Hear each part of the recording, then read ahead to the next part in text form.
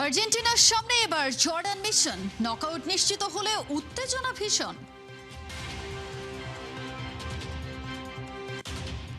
শুরুর একাদশে মেসিকে নিয়ে বাজিয়ে স্কালোনির, ওর জায়গায় নিকো পাজেই গুরু রাজি। রোনালদো হালে পানি পেয়েছে জোড়া গোলে, ধারাবাহিকতার প্রমাণ মিলবে কলম্বিয়ার বিপক্ষে জয় পেলে। জিম্বাবুয়ের বিপক্ষে একমাত্র টেস্টের জন্য রেডি টু গো টাইগাররা, সাদা পোশাকে জয়ের ধারা অব্যাহত রাখতে চায় ওরা।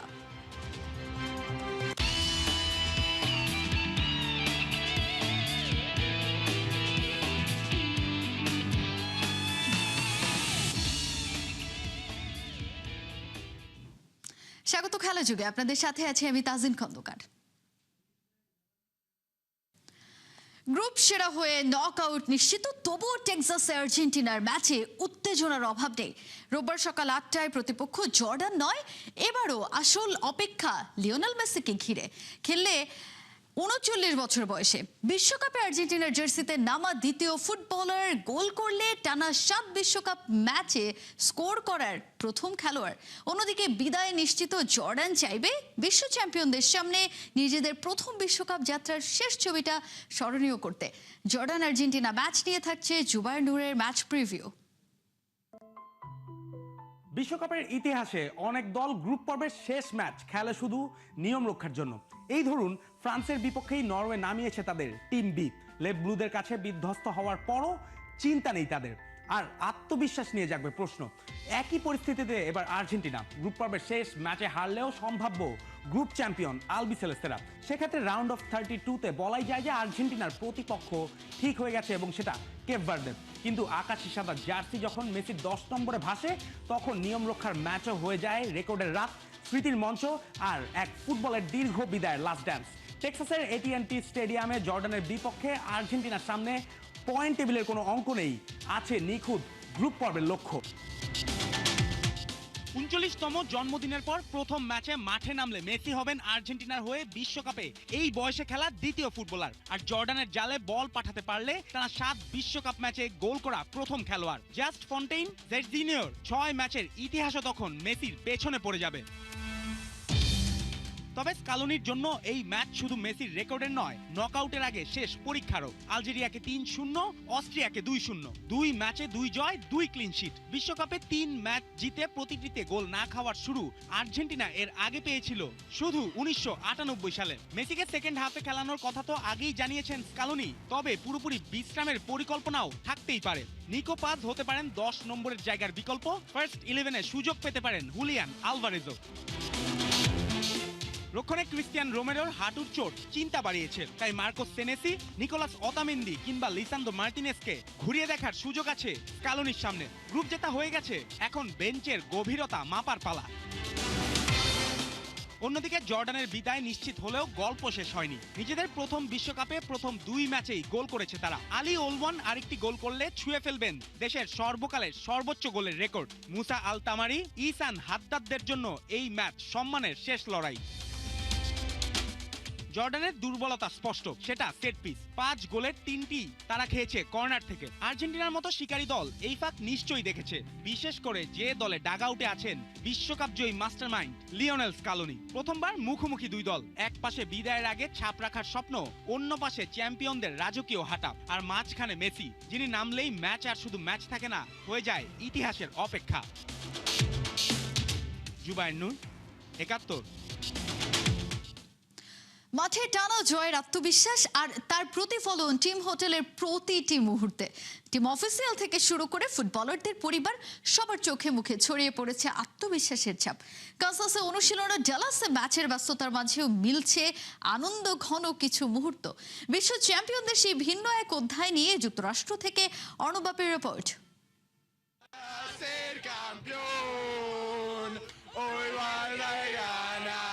আমার ঠিক পেছনেই যেই হোটেলটা দেখা যাচ্ছে, দ্য অ্যাডলফোস, এটাই কিন্তু আর্জেন্টিনা জাতীয় ফুটবল দলের টিম হোটেল ডালাসে। ম্যাচের আগের দিন তারা কানসাস থেকে এসেছে, কারণ তারা অনুশীলন করছে কানসাসে। ম্যাচের আগের দিন এয়ারপোর্ট থেকে সরাসরি এই হোটেলে আসে স্থানীয় সময় বিকাল 4টায়। সেই সময় দর্শক সমর্থকরা হোটেলের বাইরে ভিড় করেছে মেসিদেরকে এক পলক দেখার জন্য, কিন্তু তারপরে হোটেলের ভেতরের পরিবেশটা ছিল একদমই অন্যরকম। The Messi Hotel has been a great hotel. They have amazing service there and the food and everything, the beds. It's been a great experience and I love being here for the World Cup. Yeah. এখানে বিভিন্ন ফুটবলারের পরিবার পরিজন আত্মীয় স্বজনরা কিন্তু হোটেলে এসেছে, যে যার সুযোগ সুবিধা মতো সময় মতো ফুটবলারদের সঙ্গে দেখা করেছে। কেউ কেউ আবার পছন্দের ফুটবলারের অটোগ্রাফও নিয়েছে। আর্জেন্টিনা ফুটবল ফেডারেশনের কর্মকর্তাদের ব্যস্ত থাকতে দেখা গেছে বিভিন্ন রকমের মিটিংয়ে। গ্রুপ পর্বের প্রথম দুইটা ম্যাচ যেরকমভাবে জিতে নিয়েছে আর্জেন্টিনা, তাদের তো অবশ্যই চেষ্টা থাকবে যে তৃতীয় ম্যাচটাও তারা সেরকমভাবেই জয় তুলে নেবে। সংবাদ সম্মেলনে আর্জেন্টিনার কোচ স্কালোনি শুধু উপস্থিত ছিলেন এবং সে কিন্তু কিছুটা হলেও আভাস দিয়েছে যেহেতু তাদের রাউন্ড অফ 32 নিশ্চিত হয়ে গেছে, দলে বেশ কয়েকটা পরিবর্তন দেখা যেতেও পারে, তবে আর্জেন্টিনা কিন্তু মোমেন্টাম ধরে রাখতে চাইবে। তবুও কিন্তু টিম হোটেলে টিম অফিসিয়াল যারা আছে, টিমের মিডিয়া পার্সোনাল যারা আছে, সাপোর্টিং কোচিং স্টাফ যারা আছে, তারা কিন্তু একাধিকবার বিভিন্ন সময়ে এসেছে এবং ফুটবলারদের পরিবার থেকে শুরু করে ক্লোজ কিছু রিলেটিভস ফ্রেন্ডস ফ্যামিলি যারা আছে তারা প্রায় এসেছে হোটেলে। দারুণ একটা উৎসবমুখর পরিবেশ কিন্তু ছিল এবং যারা যারা প্লেয়ারদের অটোগ্রাফ নিয়েছে তাদের খুশিটা কিন্তু একটু ভিন্ন রকম। Yes, yes. Very happy. Very happy. It's a beautiful experience for my son. গেল বিশ্বকাপের ডিফেন্ডিং চ্যাম্পিয়ন আর্জেন্টিনা, এই বিশ্বকাপের শুরুটাও হয়েছে তাদের দারুণ। তৃতীয় ম্যাচ গ্রুপ পর্বে প্রতিপক্ষ জর্ডানের বিপক্ষে কী ধরনের পরিকল্পনা নিয়ে নামবে আর্জেন্টিনা সেটা কিন্তু বোঝা যাবে স্কালোনির শুরুর একাদশ ঘোষণার পরেই। যারা রিজার্ভ বেঞ্চে থাকবে তারা যদি মূল একাদশে সুযোগ পায় তবে কিন্তু তারা সর্বোচ্চ চেষ্টা করবে দলের জন্য কন্ট্রিবিউট করতে।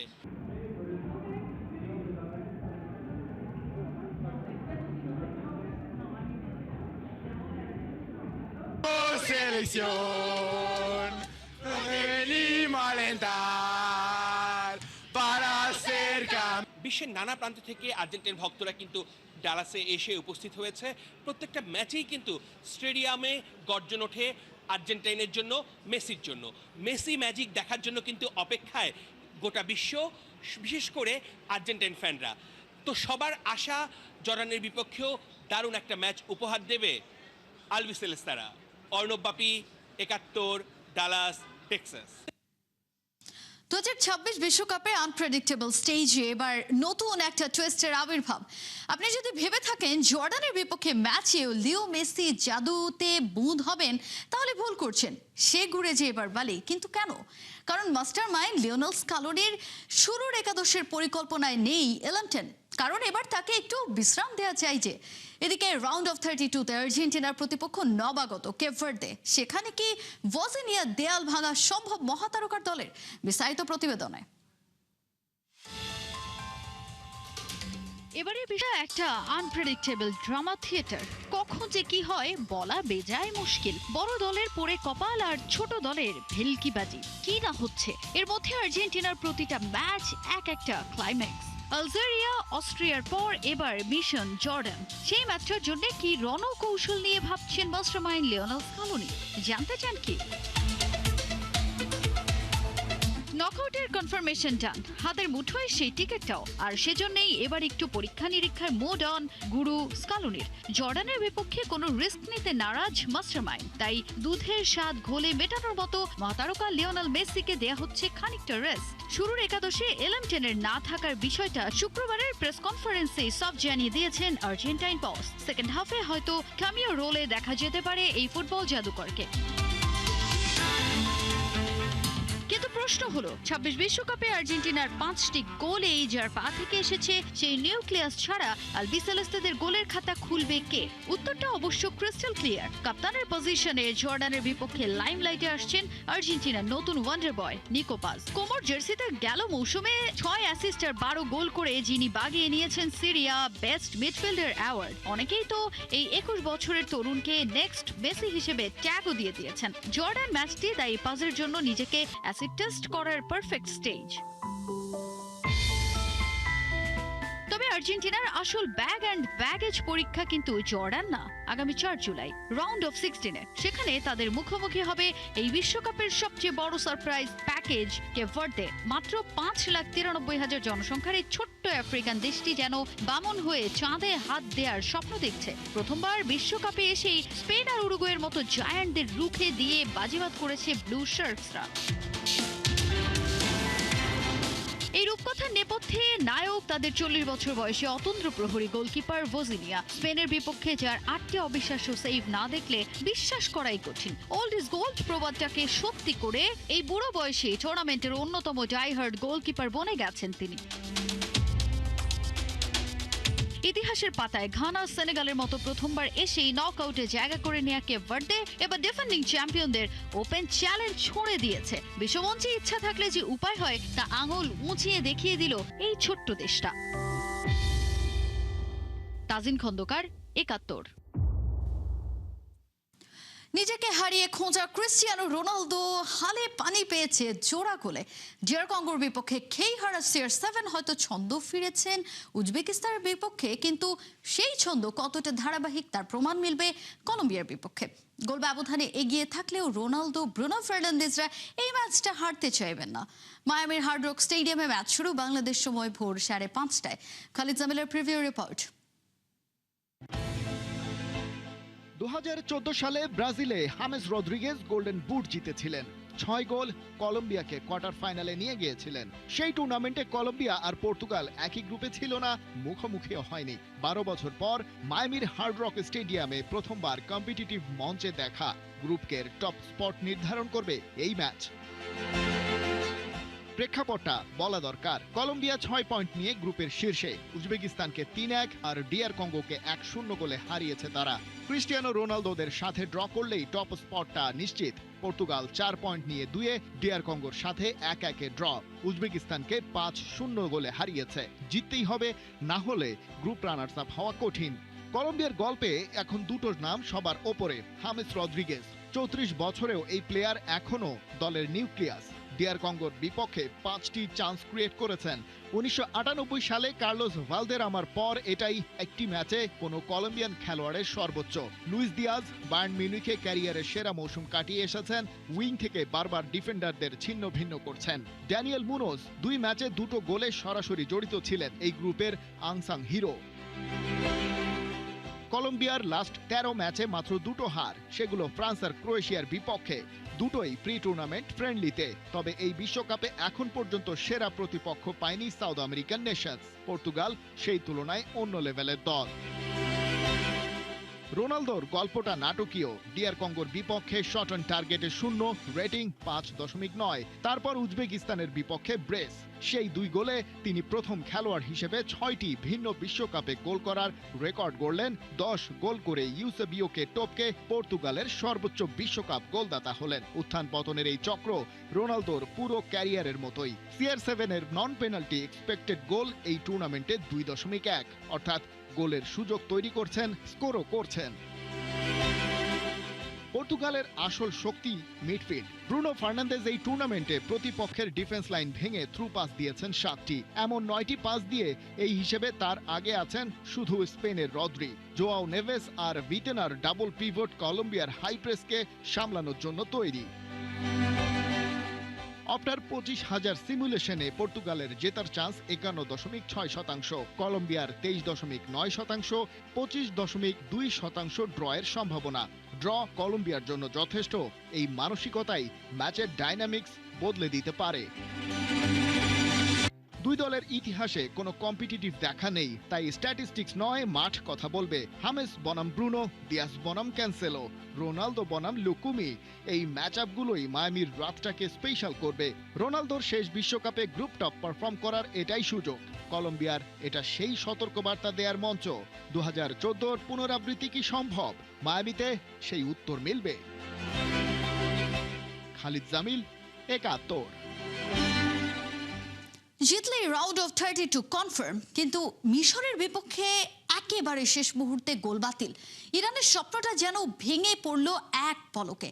তবুও আশা বুনছে টিম বেল্লি, নিজেদের হাতে আর নেই বিশ্বকাপের নকআউটের চাবিটা। ইরানের চেয়ে থাকতে হবে অন্য দলগুলোর উপর। কিভাবে সেই সমীকরণ মিলবে তাই থাকছে মঈন হাসানের রিপোর্টে।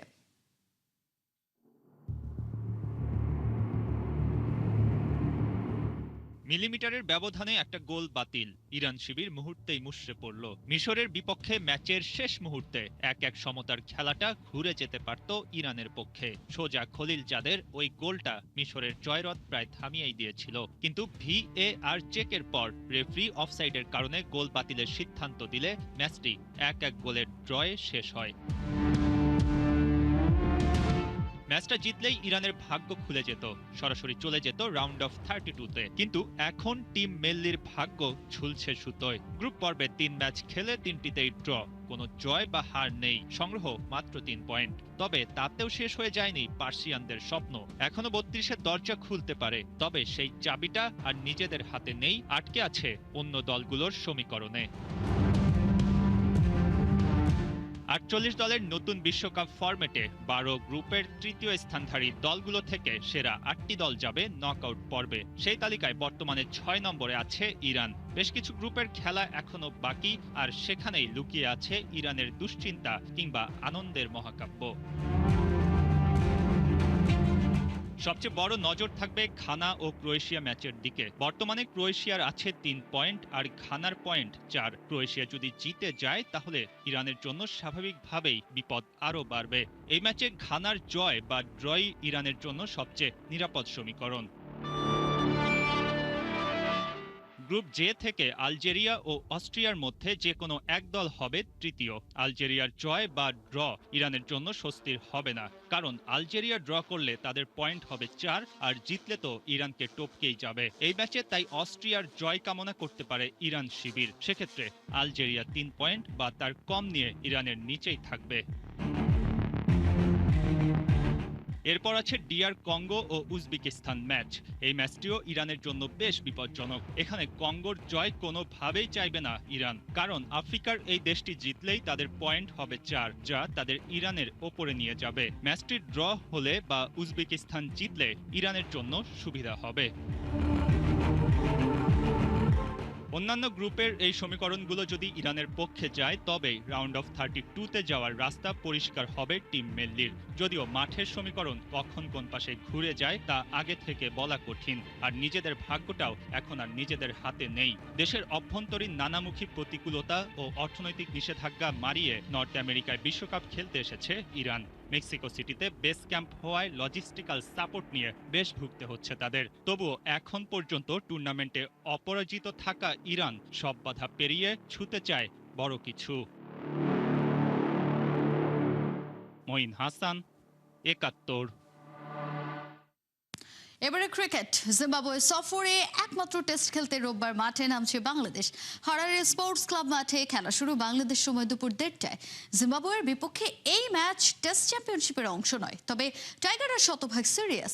সাদা পোশাকে নিজেদের ধারাবাহিক পারফরমেন্স হারারে টেস্টেও ধরে রাখতে চায় টিম বাংলাদেশ। নিজেদের খেলা সবশেষ 5 টেস্টের 4টাতেই জয় নাজমুল শান্তদের। যদিও দলার কন্ডিশন বিবেচনায় টাইগারদের সাবধানী থাকতেই হচ্ছে। গেল বছর এপ্রিলে সিলেটে টাইগারদের টেস্ট ম্যাচ হারায় জিম্বাবুয়ে।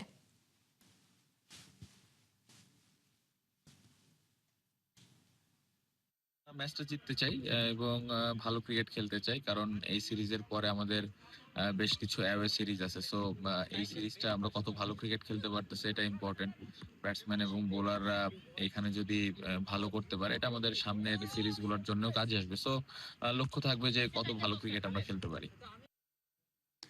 কোকা-কোলা বাংলাদেশের সঙ্গে চুক্তি নবায়ন করলো Bangladesh cricket board. Official beverage partner হিসেবে আরো 2 বছরের জন্য কোকা-কোলা বিসিবির সঙ্গে থাকবে। শুধু বেভারেজ পার্টনার না, এই সময়ে জাতীয় পুরুষ ও নারী দলের সব ফরম্যাট এবং অনূর্ধ্ব 19 ক্রিকেট দলের অফিসিয়াল ড্রিঙ্কিং পার্টনার ও স্পোর্টস এনার্জি ড্রিঙ্ক পার্টনার হিসেবেও থাকবে কোকা-কোলা বাংলাদেশ। চুক্তি নবায়ন অনুষ্ঠানে উপস্থিত ছিলেন কোকা-কোলার ম্যানেজিং ডিরেক্টর মঈনুল্লাহ চৌধুরী, বিসিবির মার্কেটিং অ্যান্ড কমার্শিয়াল কমিটির চেয়ারম্যান মাসুদুজ্জামান সহ আরও অনেকে।